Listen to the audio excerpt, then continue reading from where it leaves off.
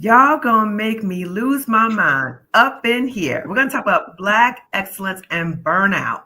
Is there a connection? And you know that DMX song? If you've ever felt that way when you were at a job, like you were about to lose your mind, you're about to go off and show them some stuff, then this video is for you. I had this experience so many times. I felt like I was about to go off on some people. So if that has been your experience, then you are in the right place. If you don't know me already, I'm Dr. Kamani. I'm a licensed clinical psychologist of over 20 years. I'm also a toxic job survivor, but more importantly, I'm a toxic job liberator for Black women. I'm also the co-host with Marissa Price of the second annual Job Liberation Virtual Summit for Black women, which is coming up May 16th. So excited to see you, and happy Easter, everyone. Happy Easter. So I'm going to turn over to my guest, who is actually my Spelman sister, for her to introduce herself, and we'll get right into the conversation. Hello, everyone. My name is Elle, and I am the creator of the House of Ease, where I help high-achieving women and women over 40 recover from burnout and escape the rat race by redefining success on their own terms so that life can actually feel as good as it looks. So I'm very excited to be here. Thank you for having me, Dr. Kimani. Absolutely. Life can feel as good as it looks. I love that start. I love it. So I know on your channel, your YouTube channel, you talk a lot about Black excellence. So I would love for you to share with this audience about your perspectives about Black excellence. Yes. So I want to define it first because I think it has so much weight behind it when we hear Black excellence. Like we think of people like Oprah and Shirley Chisholm and Malcolm. Like we think of people who have Martin Luther King, people who have historically and in the modern day accomplished so much. Mm-hmm. And so when I say Black excellence equals Black exhaustion, it can be very, people can get a little hot under the collar because it's like, I'm coming for our greats. And that's not actually what I mean. When I say Black excellence, I mean the idea that we are not innately excellent, that we are not born excellent, and that we have to prove that we are excellent by overworking, overextending, overgiving. You know, that adage that I heard growing up, you might have heard growing up, we have to work twice as hard to get half as much, right? That is the idea of Black excellence. And Black excellence doesn't take into account that we were already excellent, that there's nothing to prove, that we don't have to burn out or exhaust ourselves or work ourselves to the bone in order to arrive. I think Black excellence is a response to white supremacist domination because it's this over efforting to show, no, I'm a good one. I'm smart. I'm educated. I'm well-mannered. I'm polished. I'm put together. No, I'm right. And so that's what I mean. I think Black people are excellent naturally. I think we come out the womb excellent. I don't think there's anything to prove. So that's what I mean about it. Yes. So what are your thoughts in relation to Black excellence in relation to Black women in the workplace? Because my channel, I talk a lot about Black women experience in the workplace. How might it look for Black women in the workplace? It looks like saying yes when you want to say no. It looks like taking on more responsibilities. It looks like training the person who then becomes your supervisor. Ooh, yes. It looks like staying in a job where you feel unseen and that you have to keep over efforting, over proving, over just to get a modicum of acknowledgement, to get a raise. It looks like not asking for what you want when you get hired. It looks like underselling yourself and not asking for the salary you want because you want to be palatable. So it's a through line that runs through how we get the job to staying in jobs that are toxic, that are unhealthy, that don't actually care about our wellness, because that is not what Black excellence asks. It doesn't ask, how are you? What do you need? Is it time to rest? Is it time to liberate yourself? That's not what Black excellence asks. Okay. And curious, when I have guests, I would love to hear their story about how they came to arrive at this place, right? Because I mentioned to you off camera that what I really want to do on this channel is show Black women the range of different ways that we can be in the workplace or respond to the workplace. It's not just had this toxic job, I'm out of here, right? Right. It could be, okay, I'm having a toxic job, I want to stay. Or there's so many different variations. So we would love to hear your story about what was your experience like in the workplace, and which there was issues of Black excellence, and how did that impact you? My experience of Black excellence in the workplace actually started prior to going into the career field. It started when I was a student at our alma mater, Spelman College, which I love, but also have a complicated relationship with because it is still steeped in Black excellence and this idea of self-sacrifice and suffering. And so that I was raised in a household by multi-generational Black excellence. And then when I went to college, it was reinforced that the job is more important, the outcome is more important, the work is more important than who I am as a person. And so then when I went into career and I was like, oh, this is just the same thing all over again. It doesn't matter what my mental health is doing. Doesn't matter what my emotional health is doing. And I've worked since I was 14. So I've had all kinds of different jobs from retail to nonprofits to Microsoft. I've worked in corporate America. And the expectation of just putting my humanity aside, essentially, that was the through line in all of, not all of my jobs. Retail was honestly, no, I was about to say that didn't exist too, but that's not true. The idea of Black excellence, I think I've experienced in almost all job fields that I've been in. So what did it look like though, Elle? So you said in all the different jobs, what did it look like and how did that impact you? It looked like the things I named earlier, being asked to take on more job responsibilities that wasn't mine and which can work, right? We can say, yes, we can expand our skill set, we can grow, we can develop in a position. But it was for me more of an internal experience of not feeling like my job was at risk if I had boundaries, that my job was at risk if I said no, that my job was at risk if I pushed back or asked for something that I needed for myself. And that is dangerous because then we learn to start putting our needs aside, putting our own health, our own well-being aside. And so when I would notice this pattern, because I don't have a high tolerance for self-sacrifice. This is why I do what I do, because I could not stay in a job very long where I felt unseen or unappreciated or like I was expected to work twice as hard. I don't have that kind of tolerance. And so I would leave and not that I would job hop, but I would, once I would recognize it, I realized I could not stay there. I think another thing was realizing when I didn't have allies in the organizational or business infrastructure, when there was no one that had my back, who I could talk to, who I could figure out how to navigate corporate and nonprofit structures, when it was just swallow it and take it. Right. And you are on your own. You're on your own. Yeah. So all the like microaggressions and issues with boundaries, just take it because you are representing Black excellence. That's right. Okay. And so what were the series of events? Because usually most of us leave a job because there's like a series of events. Most of us don't just up and leave, even though we want to, right? We don't just up and leave because we think about bills and all that kind of stuff.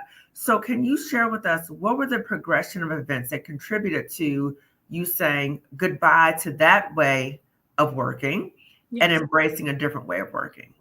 I was working in Atlanta, a multinational nonprofit organization that I had actually been on my dream board for years, doing development work. At the time, I didn't realize that development work was actually neo-capitalism. I didn't realize. Okay. I mean, neo-colonization. I didn't realize that that's what it was. Okay. But it was on my dream board. And so I was very happy to be there. I was working half-time with basic and girls education, half-times with economic development units. And one thing, I didn't name this earlier, but part of kind of what I was tracking this is an international nonprofit, was that all of the leadership positions were white people. And almost all of the work was in Africa, Asia, South and Central America. Right. That's the face I made. Wait.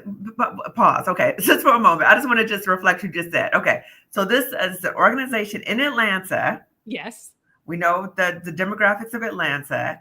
It was supporting people, mostly people of color. Yes. And the people in upper management did not look like the people who were being served. At all. So classic. Yes. Yes. Except for one person who was my direct manager, but all of the rest were white men. And women, a few white women. And I noticed how they were treating him, the one black man who was an African man. He wasn't American. He was from Togo. And so that was my first clue. I was like, oh, everyone is not welcome, right? Everyone is not valued. And then my other manager, who was actually a great person. She was a good person to work for. I enjoyed working for her. She went on maternity leave. And she's a white woman. And then the two white women that she had delegated, that's when I started to know she had delegated her role to them while she was on maternity leave. Okay. And that's when I started to notice the passive aggressiveness, the microaggressions, the bait and switch. Comment on the bait and switch, please. Comment on what that. What does that look like for you? It was a saying that I was going to get this project or work on this kind of goal, this thing, or be involved in a particular kind of way. And when it came time to actually be of service, actually implement, actually do the work that I had been hired to do, it was like this mysterious amnesia that I was no longer needed or not. It was like the hat trick, right? Like, oh, wow. Just this find the ball, find it. Right. So that was one person's response to her new power. And then the other person was straight up was like, no, I don't think that there's anything that you can do here. And that's when I was like, oh, I'm not going to fight for my life in this organization. I'm not going to prove myself to you. I've been hired in this job for a reason. The person who had gone on maternity leave knew that and was mentoring me in the role. But when she stepped back, it was, and I don't, it was very indicative of how I know white women can move in spaces trying to assert their power over Black women. And one was extremely passive aggressive with this hat trick. And the other one was very direct with like, no, you're not going to be able to actually do anything here. So that was my indication that I was not willing to exhaust myself for them. I was not going to bend because I knew it was never going to be enough. I knew it was never going to be enough. That part, right? I want to put an exclamation point there because I think a lot of us as Black women who have been brought up with Black excellence work twice as hard, get half as much, right? And that we stay and we fight in these work environments, particularly these so-called good jobs with the good benefits. So the thing that I'm trying to help Black women understand is when we say we're going to fight and stay and all that kind of stuff, when we're not paying attention to the writing on the wall, how like they're playing games or it's so much trickery and shenanigans, all that kind of stuff, right? Yep. There's no winning. There's absolutely no way to win. You will continue to be harmed. And so you recognize I'm not going to jeopardize my health trying to win at something that I'm never going to win. So you said the passive aggressiveness and the directness. So it could come in different ways. Exactly. But the point is they're not going to let you succeed. So you will keep trying to fight. And it's a really futile situation. So you're like, I'm getting out of here. I got to go. I got to go. And just to give even more context, at the time, the executive director and this is a multinational nonprofit, huge, was a Black woman. And so it was the Black woman who was in charge. Then there was middle management of mostly white men and women. And I remember when I got hired on, someone who was in a similar position as me was talking so terribly about the executive director. And I was like, I don't think this has anything to do with the executive director. This is misogynoir. This is anti-Black. This is y'all's issues with having a Black woman be in charge. How dare she? How dare she? Like they on paper it looks good, but the fact of actually having to take orders or respond, or a Black woman being above, it triggers so much deep-seated insecurity and racism and sexism, all that stuff you just said. Yeah. And so you were observing like, wait a minute, if they would do this to the executive director, that's right. they're going to do it to you too. That's right. They're going to do it to you. So Elle, you talked about the progression. I thank you for sharing that too, because I want Black women to hear that we often go through a process. Okay. And the process is usually not linear. You usually go back and forth. You're like, wait a minute, can I make things better? Or is it all in my head or whatever? But I also want Black women to know and to be honest with ourselves about the impact of being in these work environments. So let's talk a little bit more about what was the impact on you physically, psychologically, spiritually when you were in that environment where you were like, what's happening here? Yeah, because I didn't know what was happening. I didn't know the culture. I didn't know how to survive in that kind of culture because it's just not the way I'm wired. It's not the way I think about things. It's not how I nap. So I didn't know. It took those instances that I named to really be like, okay, they're saying the same things in different ways, but I didn't. So in the meantime, I was just trying to show up and do my job, but the same culture existed, right? Yeah. I was still not meeting whatever their mark was. And so it's a moving mark. That's the thing. It's like, it's going to constantly move. Like nothing we do is ever good enough. Exactly. They hire us because of Black excellence, like, what we show up with. Right. But when we get there, we will never succeed because the mark keeps moving. Exactly. It kept moving. And so I don't remember being stressed, but I remember being confused because I didn't understand why I was there if they didn't want me to do the job. It didn't make sense to me. I was just like, what are we doing here? What are we doing? Why am I here? And I didn't want to play the game. I'm not good at playing the game, any of these games anyway. Like it's not a skill set that I possess. I don't know how.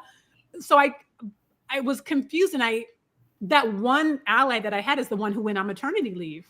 And the Black man who was my manager, but he was powerless. They didn't think he was a valuable asset to the organization either. And so I think I just remember feeling confused and disappointed, maybe because I knew how I could contribute, which is why I had been on my vision board, which is why I had wanted the job. I knew I was living in Seattle at the time. And when I applied for the job, and they relocated me back to Atlanta. Oh, and wow.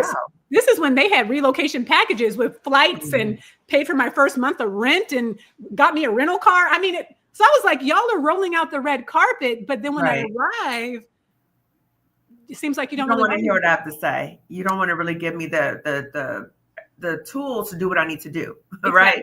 So you hire me for one thing, and then you don't let me do the job. The other thing is, you're really sharing an example of, I think, how many of us come into jobs, and on paper, it sounds great. It sounds like a dream job. We're excited to start. We have that enthusiasm. And then over time, it becomes a nightmare. And I was thinking about something else, Elle, that, a verse in our Spelman hymn, it's undaunted by the fight. Yes. And so as Spelman women, we've been told that we fight, and and I think a lot of Black women, regardless of what school you go to, you've been told we don't leave, we fight.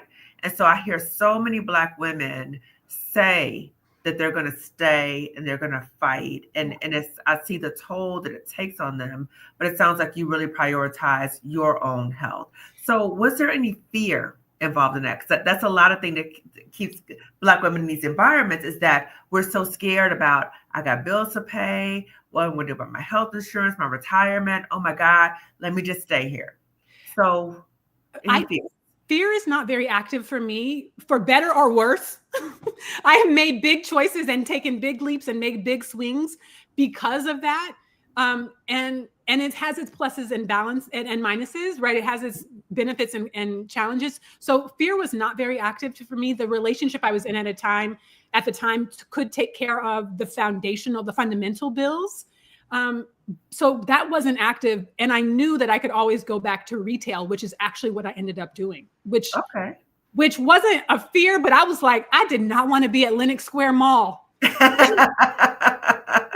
That was not the vision that I had, but I was like, what's better or worse? Am I going to stay in this job where I'm unseen, where I'm not valued, where I'm not appreciated, or am I going to go to retail, which I've done since I was 14, and at least bring in something and have some peace of mind? Yeah. So I want to highlight again, that as Black women, that we need to think about options for us. So if we're able to think about, okay, this environment's not working for me, what other options do I have? And even if it's a bridge job, it may not be something you do for the next 20 years, Right. but what's something you can step into to give you some money, to give you some, like, okay, let me get a break, what I need to do. But we're able to pivot. That was Yes. like the classic, like a pivot. So, Elle, with the Black women that you work with, what are some of the things, and I'm even thinking about friends and family too, what are some of the ways that you've seen Black excellence show up in their lives, contribute to burnout? How has that shown up in their lives? Oh, I call it the Black excellence ladder to nowhere. because because because it's this idea that if I just do one more thing, if I just get the promotion, if I just get the next house, if I just get the next job, if I just get the next whatever the markers of success that we personally value, then I will be able to rest. And sometimes that looks like if I can Wow. just make it to the weekend, if I can just make it to happy hour, if I can just make it to vacation, if I can Ooh, just make it to retirement, then I yes, can rest. And it's an unfair game because it never ends. it never ends. And if you think that you can heal yourself, and again, you're not going to heal an environment that's harming you, okay? That's right. But if you think that you can fully rest after taking a whole year of crap, and then your vacation 1 or 2 weeks is going to regroup, no, you're not. And what I've encountered, Elle, is that Black women give their all. By the end of the workday, they're still taking work home. So Yep. boundary issues, right? Because they have to outperform everybody else. Yep. They have to be on top of their game. So they're taking the work home. And then the weekends, they're still working. And then when they're done with work, they are so exhausted. They cannot do anything else. So now there's no work-life balance. Their whole existence is about keeping up with the job. That's right. Yeah, yeah, yeah. So what has burnout looked like for the Black women that you work with? What's it look like for them? I'm so glad you're asking this because I think that's the biggest danger is that most Black women don't know what burnout looks like. Oh, They because it's so normalized, it's so internalized that we don't realize that we've been living in burnout for years, decades true, sometimes, and that true. our parents, often our mothers, have been living in burnout. Like it's so stationary, stable. Like it's the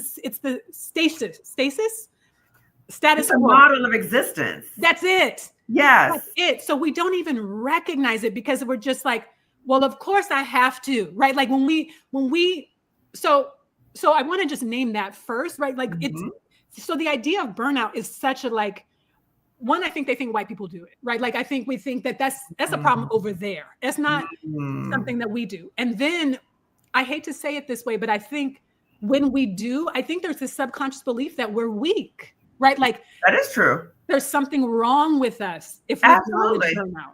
Absolutely. Absolutely. Right. So we take it like a badge of honor, Yes. which is a really maladaptive coping Yes. to a very destructive environment. So we're in these environments, we're often treated like workhorses. They exploit our labor. And what you said, the Black excellence ladder to nowhere is that then many times we internalize it and we feel like if I just do one more thing, if I just get this promotion and then right. But it keeps never, you're never going to rest. Never, ever, right? Because it keeps getting higher and higher. The stakes get higher and higher. The other thing is, as Black women, we have been told we are the strong Black woman.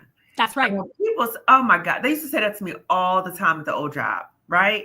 And I found that so irritating because I don't have an option not to be a strong Black woman. Most Black women don't have an option not to be a strong Black woman, but you're acting like it's a special thing. So that means that I need to withstand more and more and more, right? People dump things more because I'm the strong Black woman. And the thing is that we internalize that. And then we start thinking, well, if I'm not behaving in a way that other people will consider strong, then I am weak. That's right. Right. And then the weakness is that I don't have time to rest, or I don't have time to think about what I want for my own life. And another thing is Black women, we've been told not to be selfish or self-centered, and we give to others, right? So I'm like, sis, let's take the cape off. Let's burn the cape. Let's burn the cape. That's Because right. when we do that, we don't think about ourselves to our detriment. The other thing I was thinking about is the trauma bonding about toxic jobs. I've heard so many Black women do this. I've gone to several conferences with Black women, and I will hear some version of a Black woman will get up and talk about how horrible her job is and how she's showing those people at that job and she is giving her all to the job. She's ended up in the hospital. She's having all these symptoms, right? Yep. Then other Black women, me too, girl, me too, me. But that's trauma bonding. That's trauma bonding. So we have to say to ourselves, wait a minute, what is it about us that we feel the need to overperform? That's right. Because the environment more than likely is contributing to that. But how do we not fall into that trap? Because now, again, we're giving our whole lives over to a job. That's right. Because we're proving, right? That's why I strongly, we have to know before any of this that we're already excellent and that there's nothing to prove. Because until we internalize that, we're always going to be proving, because this society is not going to tell us that. The job is not going to tell us that. Culture's not going to. We have to come into that knowing that. And then we can trust our boundaries, trust our no's, trust, because these are all status symbols, right? Yeah. These are the things that give us the stamp of approval, that give us the value, that give us the job, the title, the things that say you are important. But until we unhook from the need to have something external validate us, we're going to be chasing it forever, because, and we know where it comes from, right? Like this society don't care about us. The jobs don't care. They never have, right? No. Like, this isn't this isn't like they used to care and now they don't. And there's been a big change of things. We were enslaved and considered someone else's property. It goes back to that. Like this Black excellence is just that. And I know I sound so extreme, but it's this idea that we have to prove our value by how hard we work. Right. That was learned in enslavement, and it's showing true now. Right. And I just want to clarify something. I want to clarify a few things, and I'm going to go back to some things you said. One is, we're not negating that as Black people that we are seen in a certain way, that we do have to have the education, the credentials. We understand that, right? Yeah. What we're talking about here, because we're not talking about don't get a degree and that's not what we're saying, okay? What we're saying is, as Black people, we are inherently excellent, inherently. Yes. So we're in environments that try to exploit us, that, oh, what you're doing is not good enough, not good enough, not good enough. And you're constantly trying to seek that external validation. That's the problem. That's right. That's the problem, okay? So that's when Black excellence comes in, and the burnout can factor in. It's when we don't recognize our own inherent excellence. That's right. And then we give our power over to other people, and we're seeking validation from them. Now we're in trouble. Because they're going to continue to exploit us. And they know when you really are looking for that next promotion and thinking, they know they got you. They know they got you. It's like a carrot before a horse. Right. Exactly. They know it. The other thing is, you raised something that I want us to just talk about a little bit. You talked about what has been modeled by our mothers and our grandmothers and our aunts, the other Black women in our family. That's right. Can you talk about that in relation to Black excellence and how that may impact us as Black women today? Yeah. I mean, in the workplace. It's huge. It's huge. So I'll speak about my family, right? So I am fourth generation college graduate. Both of my parents have undergrad and graduate degrees. My grandparents had undergraduate, graduate degrees. My great-grandparents had undergraduate and graduate degrees. My great-grandfather had 2 bachelors and 2 masters. One of his masters was from Cornell University. So talented 10th, right? Like this talented 10th education is what's going to get us to stability, right? And it did. So to your point, I'm not critiquing that. Right. These are survival strategies. These are ways that they have survived. And the question then becomes, at what cost, right? So when I look at, I'll give an example of my grandmother. My grandmother was a school teacher, and in the 50s, 1950s in rural Texas, that's where my family's from, the lore of my family is that the superintendent of our school district, or their school district, who was a white man, asked my grandmother what she thought of integration. And she said, I think colored children should have the same access to education and same resources as white children. The superintendent fired her. What? And yes, and she had to move 4 hours away with her youngest child to find the next job. That was right. So she worked, but that created this very fragmented disruption in my family system. But she still had to work. My mom still had to labor. So this whole idea of resting or reflecting or taking a break or that wasn't, or even responding to racism, that wasn't the permission. It was, you keep going. You find work, you work, and no matter what the circumstances are, you keep going for the sake of your children and the community and the family and all that. So it has its place, but at what cost? What impact does that labor have? Like, my grandma couldn't be like, he fired me, I'm gonna take a sabbatical. I'm chilling. I'm kicking it. I'm on my soft life now. I'm on my soft life. I would love that for her, right? Yeah. She's like, I'm on work-life balance. I'm taking a sabbatical. No, my grandma had to go hours away, which left my mother in this fractured home, right? Which trickled down. So my mom then internalized the message that, of course, she had been modeled. I have to keep working to create upward mobility. Yes. And my mother created then this incredibly successful life, very noteworthy Black excellence life. And also I saw it in real time where she would go out into the world and be successful and wonderful and well-connected and looks great on paper, and then come home and literally collapse on her bed. Literally. Exhausted. But she had to keep this idea going. I saw it with my aunts and the women who helped raise me, who were excellent in the world, and maybe their internal home lives were in shambles, but nobody knew, right? Because they were excellent in the world, and no one's asking the question, how are you? Yeah, and the part about masking. So not only the accomplishments and all the things they did, but they look well, they look good, right?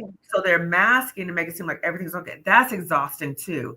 So the cost is the physical exhaustion, but also the emotional, the mental exhaustion of trying to act like everything's okay and it really isn't. So what we're talking about is the importance of looking at the costs of our ancestors and what they have gone through in terms of presenting this image. And for us now, that we have a choice. We don't have to always be the same way. We can pivot in different directions in a way that I think gives honor to them, that, you know, your grandmother wasn't able to say to the superintendent, what, right? And then take a sabbatical. She wasn't able to do that. She had to move and keep going. But for us now as Black women, we have more options. But I think because of what we've seen of our ancestors, we don't believe it, that it's possible for us. Yeah. And we get stuck into, no, it has to be only this way. So having a different way of thinking, and I think that really breaks some generational patterns, right? So if you think about, there's different ways of function. There's generational patterns and history of trauma, but there's also generational patterns of healing. And so we can think about, for us as Black women, that we could start a new generation with us no, that's what my ancestors went through, but that's not what I want to go through, right? So can you talk about how did you pivot your life? So you talked about the job you left. You said you went to retail. Tell us more about the pivot and to how you are where you are now. I think one thing that I did not create, but it's just how I was made, I'm very headstrong. So I've always been very focused on the life that I want to live and want to create for myself. And so which makes me agile, because I trust myself in the pivot. I trust that when I need to go to retail, I mean, hopefully I will never have to work retail again. I really never want to do that again. But when I did, I did, right? And so I think it's the willingness to pivot is what makes me, I guess it's both. The willingness to pivot makes me agile, and being agile allows me to pivot. So I can say, what do I want? Which is always my guiding question with myself. And when I work with folks, it's, what do you want? So I want to work for myself. I want to be location independent. I want to have multiple streams of income. I want to be able to be my authentic self. I don't want to mask. I don't want to perform. I don't want to pretend. I don't want to pretend like I have it all together all the time and I'm this perfect, strong Black woman model of Black excellence. I want to be able to be authentic. And those are my kind of guideposts in any pivot.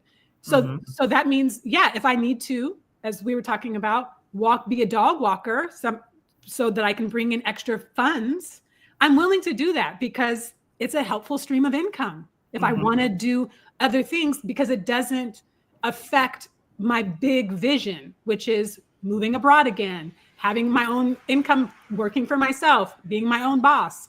So I think a pivot, it's important to know what's the actual goals, not the facade of the goals, not what looks good to the outside world, but what feels good to me. Those are my guideposts for when I pivot. Okay. So I'm curious about, in your own life and with Black women you work with, are there some barriers to the pivot?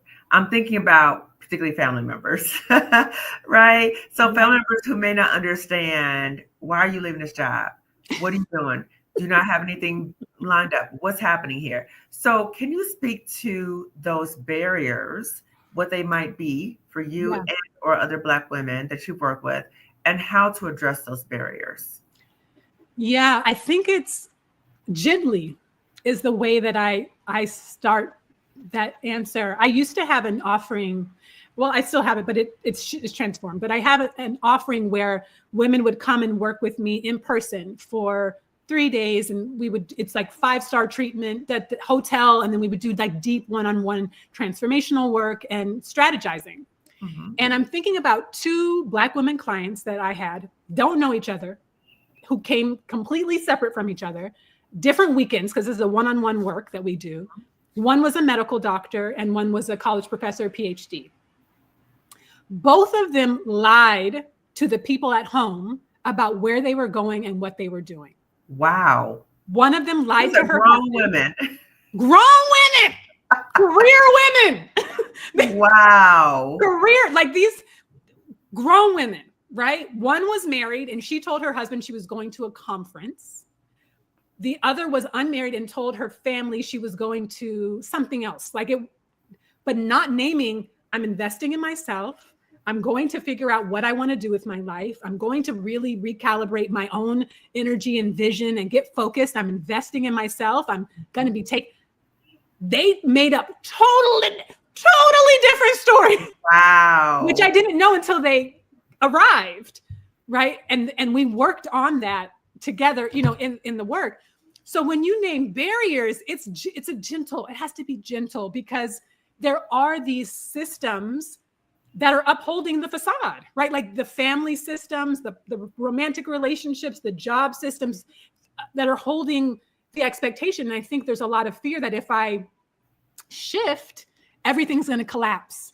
Everything's going to fall apart, because going back to that strong Black women trope, it's all on my shoulders. It's all on me. If I shift and have a boundary or say no or take better care of myself, then the whole world will collapse. So we have to do it thoughtfully and gently and lovingly, but we have to do it. Yeah. We have to.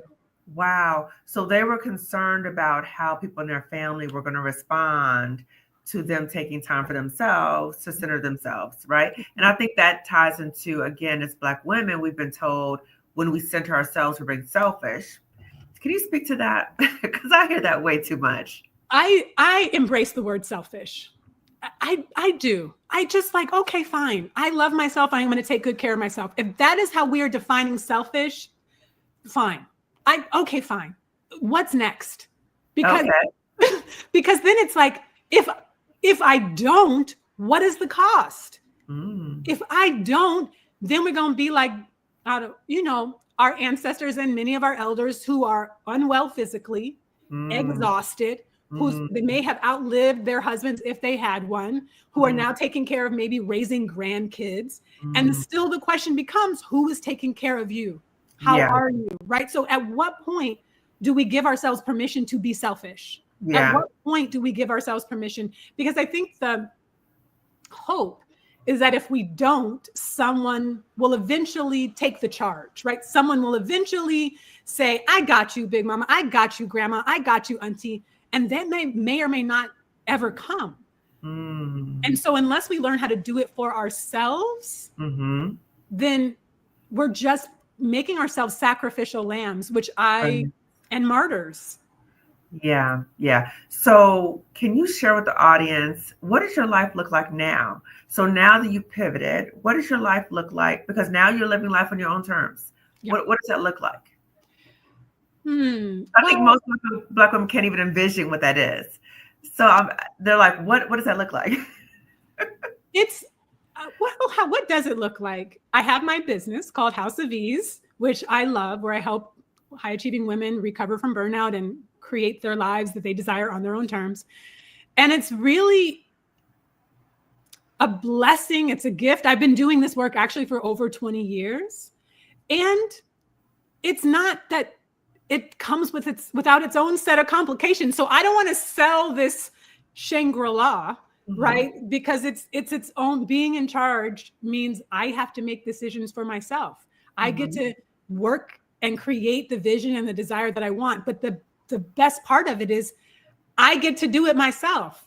And then I attract my soulmate clients and the people who I love working with, who actually love working with me. And I get to do it my own way. Going back to what we were talking about earlier, I get to be authentic. And then the people who resonate with me are drawn to me. So that's the work part, but it's also like the location independent part. So I've been to 26 countries at this point. Wow. And I'm preparing to move abroad. What'd you say? You said 26 countries? 26 countries. That's amazing. That's a huge part for me.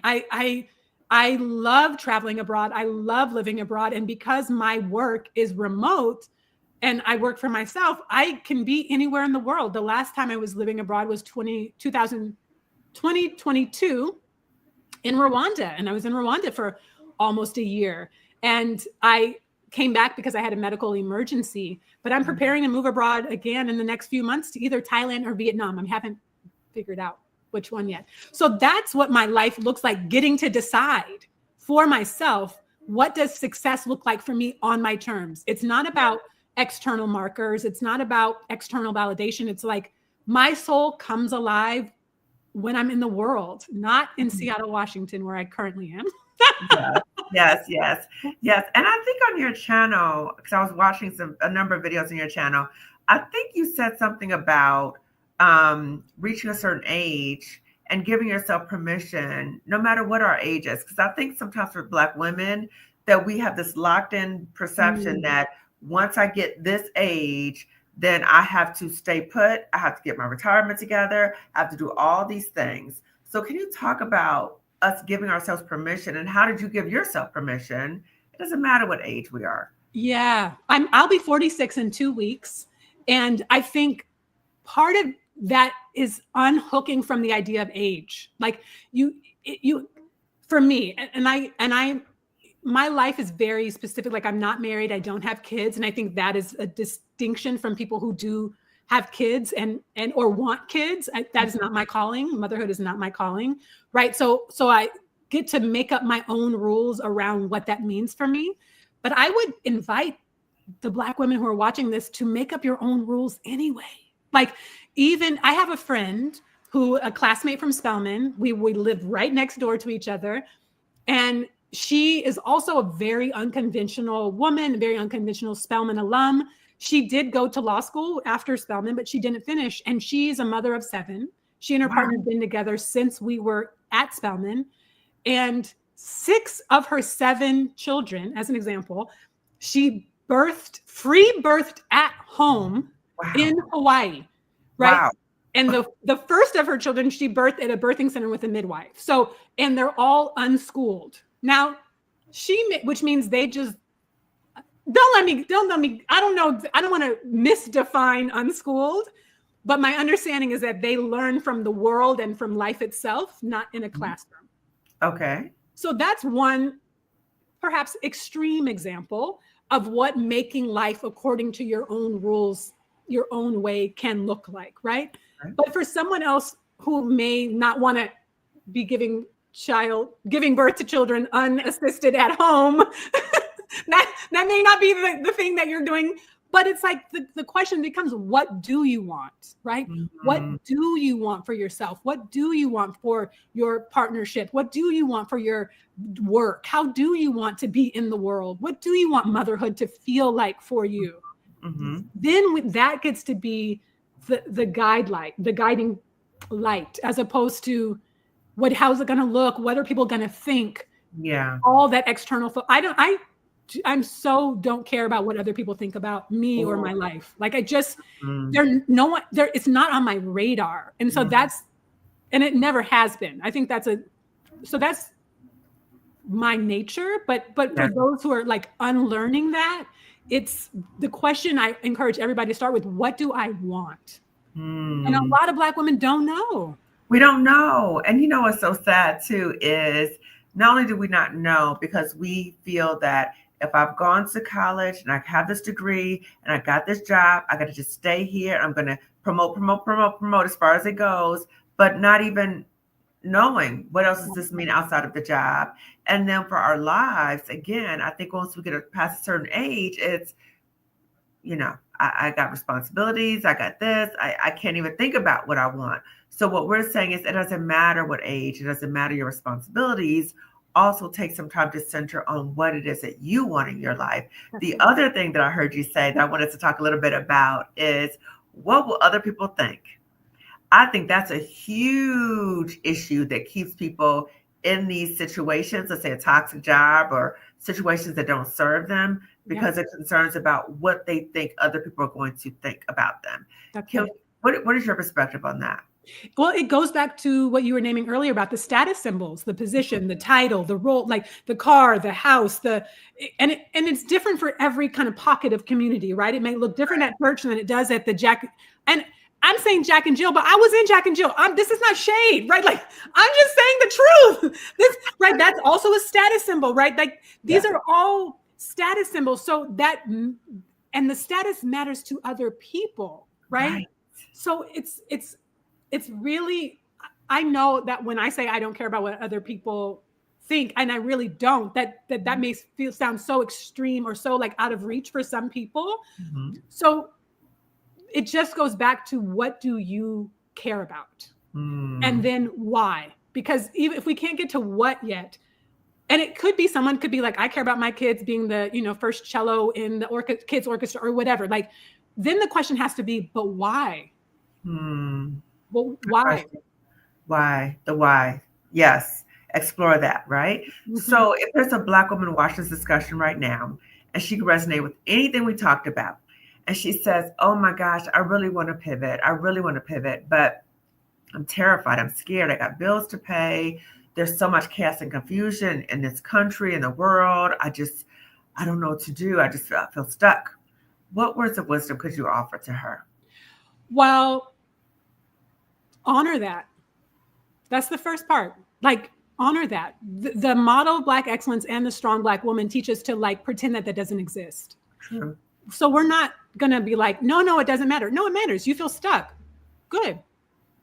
Like, and I'm not saying good that you feel stuck, but it's good that we're acknowledging. You're connecting to yourself about how you feel. Exactly. So acknowledge that first. Then we go to the virtual summit for Black women, the Job Liberation Virtual Summit, right? We get some hints, some clues, some guidance, some motivation. Because it's part of it is you need to be in conversation with other people. And in community. Yes. Feel in community. Yes. Yes, because it can feel so isolating. It can feel so alone. And that's, if we really look at the undergirding reasons why so many of these status symbols and groups exist, is because we don't want to feel alone, right? We don't want to feel isolated. It is a sense of belonging, often at self-sacrifice, right, of our wholeness. But so we don't want to invalidate the pluses that we get from this sense of belonging, but find it in places with people who actually want what you want. too. Mm-hmm. So this is why the Job Liberation Summit is so important, because you're going to be in conversation with other Black women who see it, who get it, who understand it, who want it, who will validate you and honor it without pushing you to be like, just push through. Pushing through is killing us, literally. Absolutely. It's killing us physically, mentally, spiritually, on so many different levels. And everybody, I didn't pay her to say that. I didn't pay her to say about the virtual summit, but I agree. So in community, that's how we heal. And when we're with other Black women, we're pouring in information about, if you feel stuck, these are the ways to get unstuck. So that's what we're going to be talking about at the virtual summit. So many different things about how to get unstuck financially, retirement, health insurance, mindset, so many different things. Okay, so check out the link. Has more information about all the speakers and more information about the summit. Just also about the summit, it's a privacy consideration. No Black woman will be seen on camera. If you're an attendee, you will not be seen on camera. Your name will not be listed. If you want to make a question or a comment, you can change your name in the platform. I know as Black women, Marissa and I are hosting this together. We know as Black women, we are very private. We don't want people in our business. Some people feel like somebody trying to find out, you're trying to leave, they're going to do the job. No, nobody's going to know. Okay. So the only people who will be on camera will be the speakers. Okay. It is also recorded. So if you can't go all 3 days, and then we have bonus sessions as well. So we have a bonus session with the financial psychologist, Dr. Roche Brown. She's the same Black woman financial psychologist I work with to get my financial exit plan together, so I can resign. Okay. We also have Janice Sutherland talking to Black women 50 and above, because what I have encountered is that once you get to a certain age, 40, 50, you start thinking, I cannot leave this job. Okay, we're going to talk about different options for you. And then we're going to also have Jackie Abram that third bonus session, talking about if you are still in a toxic job and you're trying to just survive right now, you're trying to get yourself together while you get the exit plan together. She's going to be offering tips. Okay. I also want to say that the Job Liberation Virtual Summit for Black women is for Black women, no matter where you are on the continuum. I can't stay in this job. I got to get out of here. To, I just got laid off. I'm thinking about federal workers. So it really provides resources to all Black women. It doesn't matter what your education level is, what your degree is, where you are in the world. We had over 300 Black women in attendance last year, all over the world. Okay. So this is an opportunity for you. So Elle, can you please share, what are the services that you do offer? I heard you say it bits and pieces, but just repeat, what are the services that you have to offer to Black women? Services, products, and how can you be contacted? I would love to, but before I do, can I say one more thing? Yes.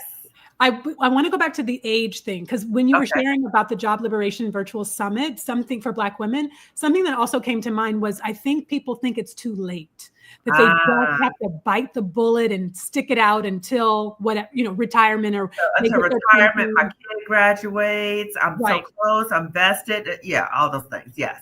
And that's why what you're doing with this summit is so important, because we're not spring chickens, right? It's different if we're like 18, 19, 20, just like I'm freestyling, right? And I support it. I did it, right? Like I support it.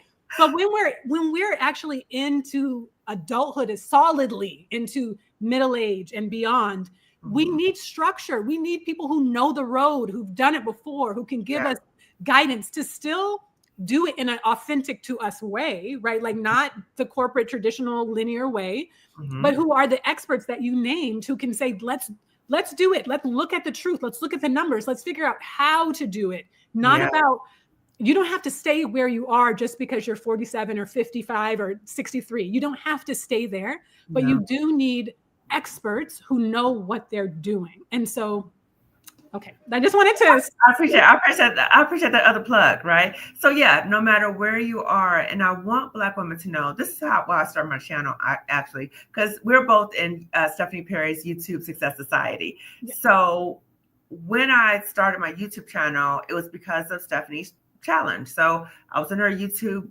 challenge, and she was asking, like, what did I want to talk about? She asked each person what they want to talk about on their YouTube channel.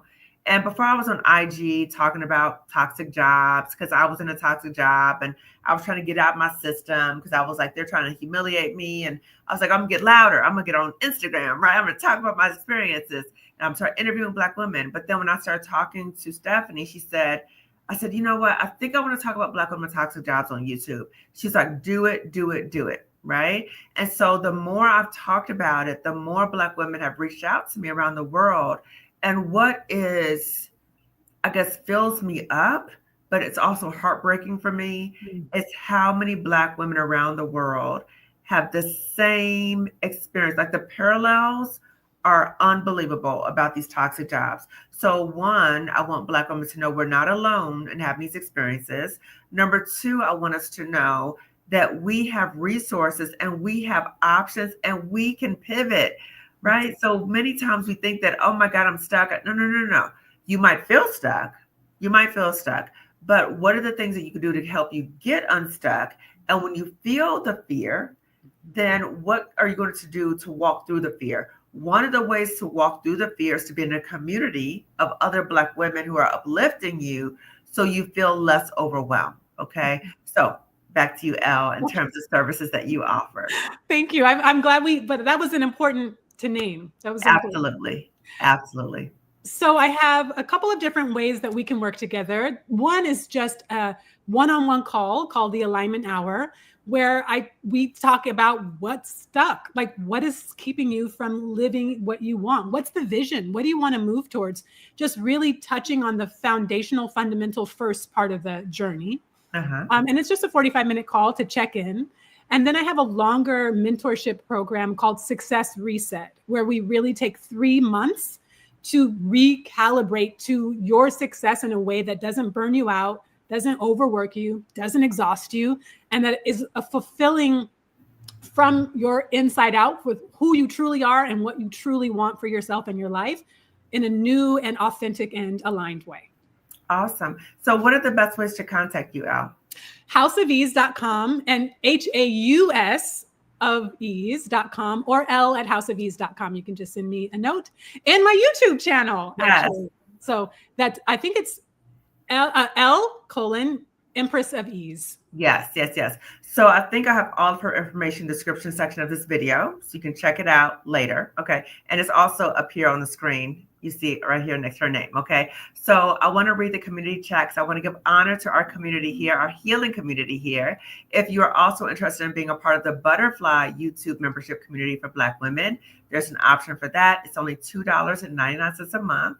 I want to emphasize the price because I know people are like, oh my God, more money. It is $2.99 a month, literally. Okay. So we have membership only videos. We have membership only lives. We have check-ins. We have guest speakers, all of that. Okay. So I want to read the community chat. So we see Happy Easter. I've said bye to Black excellence and burnout years ago. I can't. Boundaries. Now I say no and relax guilt-free. Congratulations, sis. That's a huge step towards healing. Absolutely. You think you're playing the game and it's actually rigged against you. Yes, it is so true. And that's the part that drives me crazy, that when I hear Black women say, you just got to play the game. You just got to play the game. And I'm like, sis, we know how to play the game, but what you don't understand is the game is playing you. Okay. The game is playing you. So you're not going to win. Okay. So we have to get out of that mindset and know that the game is rigged. It's rigged. Okay. I have to go. I'm grateful for this platform. Thank you both. Thank you, sis. In the past, there were no courses, training to help us navigate such hostile environments. Yes, that is exactly why I created this platform. Exactly. And it's so interesting that people say to me, and I did a post about this yesterday, where I chronicled my healing journey in relation to a toxic job. So the first picture I had was when I was still at the toxic job. I talked about, I want to share my journey with Black women, not only after I've left, but I also want to share what was it like for me to go through the journey, to the preparation, because I'll hear Black women say to me often, you're so brave. I could never do what you do. I could never leave that toxic job. And I'm like, I don't know, sis. I invite you to really question that. I really am no different than you. I really am no different. I was so pissed off about how they were treating me that part of my response was, okay, I'm going to get louder and I refuse Mm. to be silent. So in that way, I might be different. But the ability to pivot, I don't think I'm so different from other Black women. So that's why I share the journey, not only the healing journey after, but also my journey getting ready, right? So I talk about the surrender to God. I talk about envisioning the life that I wanted for myself. I talked about the lesson of connecting to my inner little girl and honoring her Mm. and not putting her back in that toxic environment that was trying to destroy me. Self-acceptance, self-forgiveness. There's so many things. And so again, that's why I created this platform. So thank you. Then you see what's actually behind the scenes. Yes. So the dream job can become a nightmare because you'd be like, what the heck is this? I had no idea what is happening here. It would be great if we had a training to navigate these environments in college or in some of our social Mm. political organizations. That is such a good point. What are you going to say, Elle? I completely agree. And I think my immediate thought was they're not saying, oh, this is where it gets complicated. Because they're not, when I talk about, I have a complicated relationship with Spelman. I say people who were pre-law, pre-med in corporate America could thrive in that environment usually. But a lot of schools, not just Spelman, are in the pockets of corporation, or corporations are in their pockets. And so they're not naming that they're toxic work environments because they're in cahoots often. And so I think it does need to be named, but it really has to come, it has to happen. And I think more so because they're in cahoots with each other, because the school is selling, oh, go to be a consultant, be a this, be a that. And then you get there and you're like, but they told me this was going to be amazing. So I agree that trainings and courses do need to happen in school, but from a honest and realistic place, not just from selling the dream.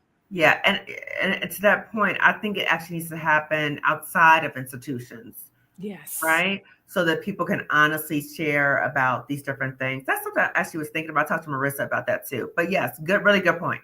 Really good point. We need that, especially for the young.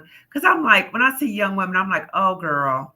I feel, girl, I feel like I want to prepare young Black women for what they may encounter, but I want to do so in a way not to scare them off, but to also help them be prepared for what they may encounter. So how to identify the red flags, how to recognize when a job is turning bad, like early on, right? Just like you said, you saw how they were talking about the executive director, right? Telltale that they're going to talk about you or do something to you too.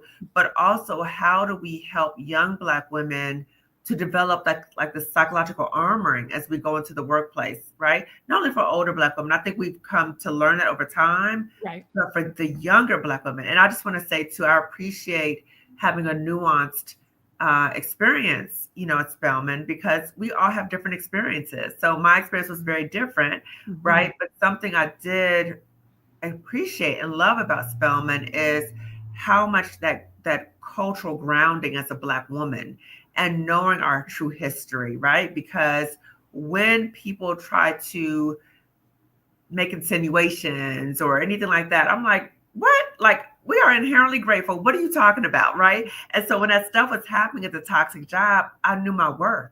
Yes. So that's why it didn't take me out. Now, it did break me, but it didn't take me out because I knew my worth. And our graduation speaker for my class was Oprah Winfrey.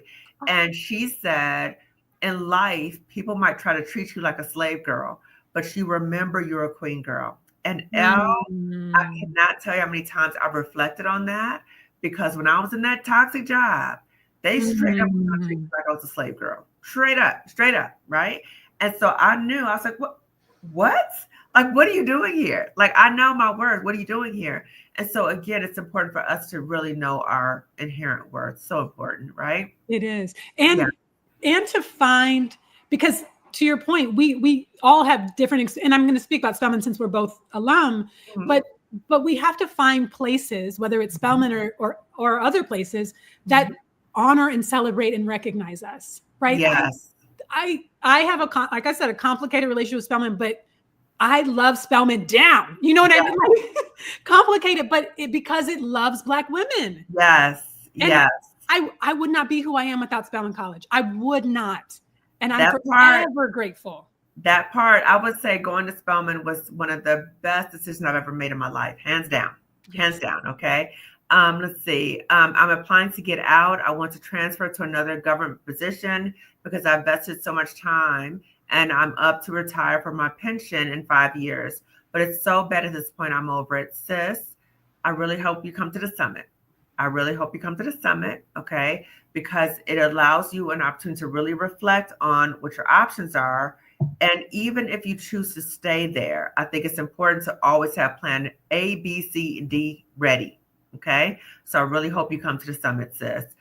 We have to know we're already excellent. So true. When you know you're already excellent, you can laugh in then people's face when they try you. Yes.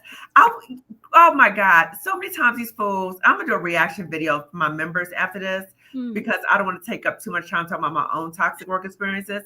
But literally, they would say some stupid stuff to me or act like I was less than. I was like, are you kidding me? Like, that's what I wanted to say. Like, are you kidding me? But again, that's because I knew my worth, right? I knew my inherent worth. It's a myth. Let's say I'm applying to get out of my toxic. Okay, we got that. Okay, so support in the chat. So thank you. I love how this community, we support one another here. I love it. Yes, there are plenty of helpful tools here and also at the summit. The strong Black woman trope is a gaslighting, guilt-inducing myth. Woo! That, yes, so That's true. right. So true. Selflessness is needed. Selfishness is needed. You'll forget yourself. If you don't put yourself first, who will? Yes. Don't wait until it's too late. Thailand, yes. Getting to decide is huge. Make up my own rules. Like this idea requires me to alter my neuroplasticity. Let me speak to that. I love that you said that. Okay, let me just speak to everybody about neuroplasticity. Okay, I so love I'm a neuroplasticity. nerd out just a little bit. Okay, so Please. neuroplasticity talks about the flexibility in the brain. So when we have experiences, we develop these pathways in our brain, and like you might see things and you kind of respond in an automatic way. But what we're saying is that the brain is constantly growing. So there's different ways for you to see a situation and respond differently, right? So even when you watch this YouTube channel, and you think about my experiences, oh my God, I can never leave. No, no, no.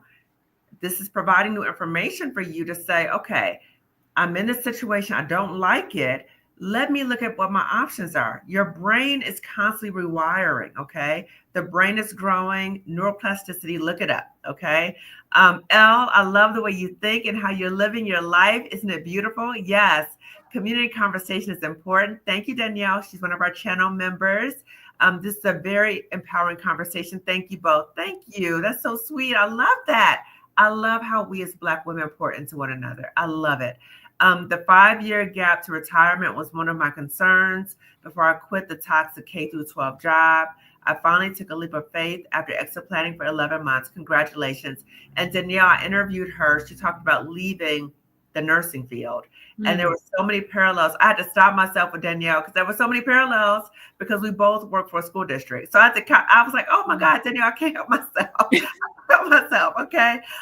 Yeah, they're getting ready for those cushy corporate jobs, but not telling you what you might have to come against. Yes. Just telling younger women it's not them. That's so true, Dr. O. That's so true, Dr. O. Dr. O is also one of our channel members. Yes. Yeah. Because what I don't want is for young Black women to go into the workforce and giving their all and thinking that all these things are going to be great because they worked so hard to be there. And then when these crazy things are going to happen, they're going to happen. It's not like if, it's going to be when it's going to happen. Yeah. I don't want it to throw them off in such a way. And so I remember one of our Spelman sisters says, Dr. Monica Cox, she says, we don't want to bring people into environments and they're set up to be slaughtered. Okay. So many Black women go into these work environments and we're sold a false sense of what it's going to be. Yeah. And when we get there, we are so mission driven. We believe in the mission, right? I love this organization. I love working with kids. So we're so mission driven. We will stay, even if it's harming us. And so what Elle and I want you all to know is that there is another way. There is another way. It doesn't matter how old you are, how young you are, okay? There's another way. We deserve as Black women to be in any environment that respects us, that does not demean us, that does not harm us. We deserve better. We need to be able to center ourselves and prioritize ourselves. And like Elle said, selfishness is good. Okay. So we need to be able to do that. If you need resources, we have those available on this channel. Also, if you want to be a community member, I have that information in the description section. And please come to the summit. Okay. I'm really telling you, I'm not lying to you. I'm not gassing you up. The summit is dope. It's amazing. It's all coming together to share about our different experiences and to learn from one another. So my channel name is Lifting as We Climb. So I believe in the power of sisterhood. I believe in how we can pour into one another and we can uplift one another as we're moving forward. We are not in a space on this channel to step on each other. This is not no space for this in this channel, okay? Trolls here, I always block them, whatever. This channel is about uplifting and supporting one another as Black women. Elle, I'm going to give you the last words, and then we're going to wind down for today. Thank you for having me. This has been such an honor, such a delight. I'm just so in love with what you are doing. It's liberation. It's truly, I should have had my Harriet Tubman candle back here for a Okay, so just imagine that my Harriet Tubman candle is also back here because you are. Harriet Tubman is within me. Like she's my shero. Like she's one of my. She and Fannie Lou Hamer are my sheroes. So you just saying that, and I say, can I say, oh my God, okay, I'll stop interrupting you after this. I promise everybody. Okay, I promise. When I get excited, it's very hard for me. Okay, no, it's okay. So okay. So when I was at that toxic job, I called myself Harriet Tubman. Okay. And I call myself Harriet Tubman because I was a tireless advocate for Black students. I worked for a school district, and when things would happen, I'll be like, well, what about the Black students? What about the Black students? I was always the one, to the point that other people were like, oh, Dr. Kamani's the Harriet Tubman. She's Harriet Tubman, right? So I owned that role, and I took a sense of pride in that role. And I would say, you know what? They're not centering or focusing on Black students. We're going to go to Underground Railroad. This is what we're going to do, right? And so I would do that for Black students, Black families, Black staff, okay? The thing is this. I became so wrapped up in that identity that when that job turned against me, right, that pet the threat turned against me, I was so committed to the role that I prioritized that mission over my own well-being. Right. And so I had to step away, and I had to say, you know what? I love these students. I do. I love the families. I love the staff, but I love myself. I love my family. I love God more. Okay. I cannot, the game is rigged. They're coming for me. So I had to choose my own liberation, right? To choose my own liberation. And now I am the true Harriet Tubman. I'm envisioning her now with this YouTube channel. And so I want Black women to see me by example and say, wait a minute, maybe are there other ways that I can still do this work? And maybe not at a toxic job, because the toxic job is they're coming for me. Okay. They're going to try to prevent me from doing that. But now I truly am walking in Harriet's vision. Right. Yeah. And so when you said Harriet, I had to comment on that. Thank you. You are her lineage. I mean, I am. Right. Yes, I am. This is it. Like, and I just want to circle back. One more thing that you said earlier is as doing it different. Like our ancestors did what they had to do for survival mode. Sure. They would not want us to keep doing it the same way that they had to do it. We are here to iterate and innovate. That's who we are. As a people, we are a creative, brilliant, genius people. We're always going to be innovative and creative and expansive. We don't have to make the best of a terrible situation in a toxic job. No, get free. It's time to get free. Right. And I just know, I'm telling our ancestors, I cannot imagine our ancestors would tell us to be in environments that are killing us. I cannot imagine, because they've gone through so much for us not to have this experience, that we have options. We have options. And so I love these comments. Thank you so much. Claim Harriet, Dr. Kamani. Yes, Harriet is that's my girl. Okay. Mm-hmm. Even Harriet had to leave some folks behind. Yes, she did. Yes, she did. Your YouTube channel is your new Harriet mode. Oh, thank you, sis. I believe that. I received that. So everyone, thank you so much for watching. Thank you to my Spelman sister, Elle, for joining me today. I'm so excited to share everything with you, everybody who's watching this channel, I want to help you. I want to help support you, but you have to have your hands open, okay? You have to be willing to receive. So if resources are coming towards you, don't be in this despite mode. I'm going to fight anything that comes from me. I'm going to fight this people with this job, because I'm telling you, sis, you're going to end up hurt, okay? You're going to end up hurt. So just remember, there's options available for you. Pause, really reflect, be mindful of what your options are. You may be watching this on a Sunday, and maybe the Sunday scaries you're experiencing because you got to go back to that job on Monday, okay? You can watch my YouTube channels my videos as a way to support you. Even if I don't personally know you, I'm here to support you because I'm ushering in a movement, just like Harriet. I'm ushering in a movement to help as many Black women as I can. And I want to be clear too, at first my channel really focused on helping Black women who are ready to leave, okay? I'm here to support all Black women, honestly, okay? If you're in a difficult work situation, if you just got laid off, I'm here to support all Black women, okay? Okay, okay. So I will see everyone later. Please give this video a thumbs up. It lets YouTube know to suggest this video to other Black women. Also subscribe to my channel, subscribe to Elle's channel. It is absolutely free. You can subscribe. It's absolutely free to subscribe, okay? And please share this video with at least 2 other Black women, okay? If you haven't already registered for the summit, get your ticket, okay? Now, you'll see me there. I won't see you because it's not on camera. I'll also be doing an Afroflow yoga session at the summit.